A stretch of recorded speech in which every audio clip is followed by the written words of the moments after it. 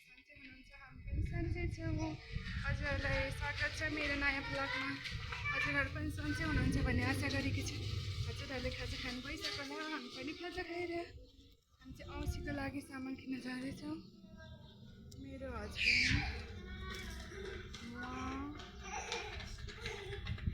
बाबु।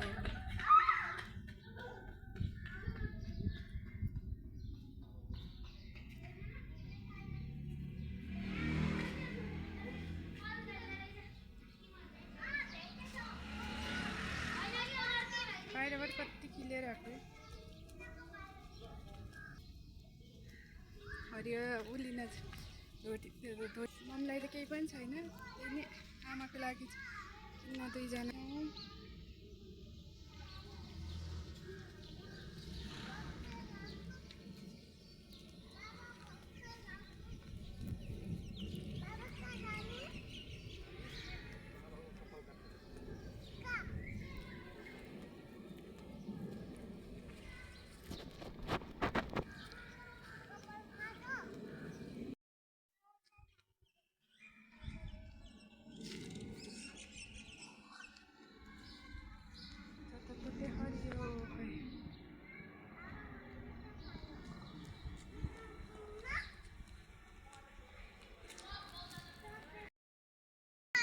छोरा म कहाँ जान्ला छोरा?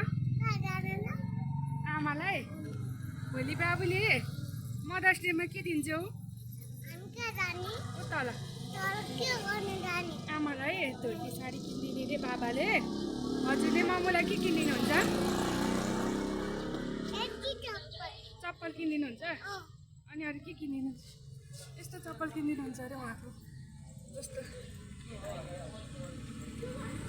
हेरेर म स्कुल जान लागेको,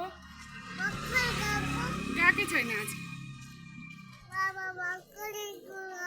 अहिले काट्नु नि भन्छ बाबा स्कुल जाने। बाबु सुन त, तिमीलाई बाबाको माया लाग्छ कि मामुको? कति धेरै कुकुरहरू छ उखेर नि त्यहाँ। तिमीलाई के बाबाको माया लाग्छ कि मामुको? कसको माया लाग्छ भने जाऊ तिमी बाबासँग, बाबासँग जाऊ न। बाबा बाबाको स्कुल आयो ल, जानु पनि दिनु गाह्रो भयो।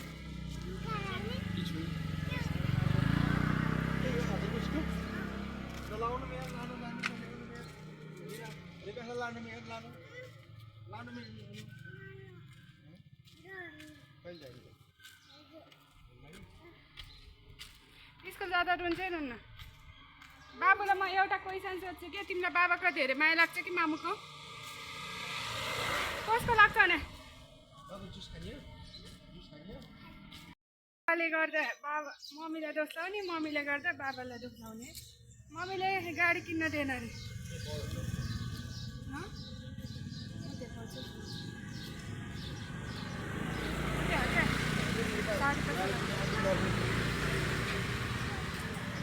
हामी चाहिँ राधाकृष्ण मन्दिरतिर आएको दिन्छु।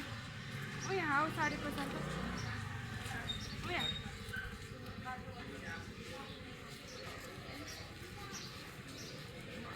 कता जाने? कपाल बाबुलाई जुस खानिदिने।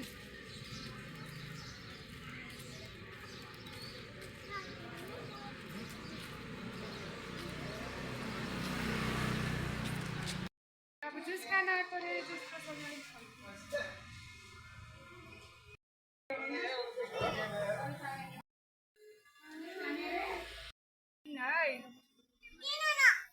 दिन्छ र?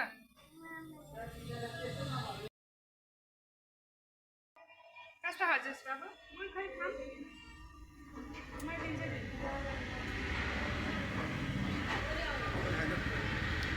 अर्को दिन हो।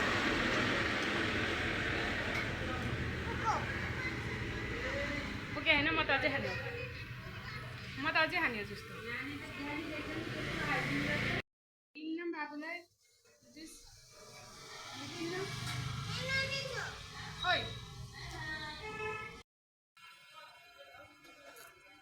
के खा बाबुले? होइन सक्दैन त अन्त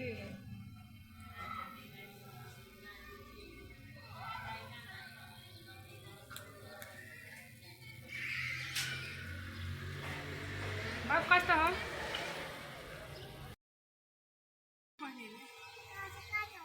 गाडी अहिले आउँछ बाबु बाबु तिमीलाई के बाबाको माया लाग्छ कि मामुको भन न कसको माया लाग्छ भन कपाल काट्न तल